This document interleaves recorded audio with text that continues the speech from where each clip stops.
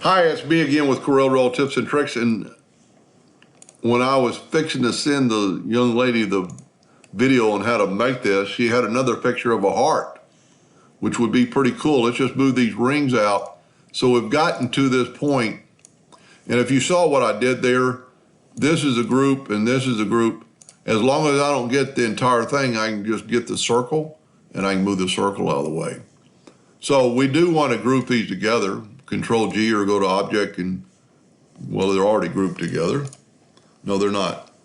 Control G and we'll group them together. Now it's all one object. You can see two objects on layer one.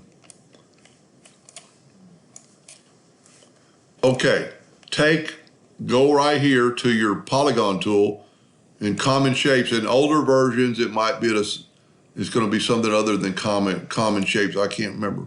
Basic shapes or something. And we're drawing in the center of the page, so it's so easy to do that. So easy to do this. Let's make it a little bit smaller, holding down the Shift key so it grows from the center. You don't want it really too big. Then take that shape and contour it. So go to Effects, Contour to the inside with rounded corners, 0.05. No, that looks funny. Here's the difference, square corners. That looks a lot better. Go up to Object and can break the curve apart or break the contour apart. Nudge this out of the way. Take this whole thing and do like we did before, just weld it.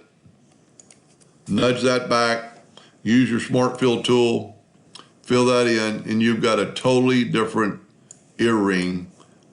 And this is kind of cool. I like the tip down here in the center. This would cut out very easily, left click, right click, and there's a number of objects you can put inside there.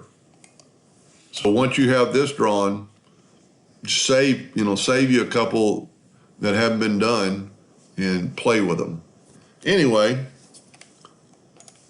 I hope that helped a little bit. Thank you for watching.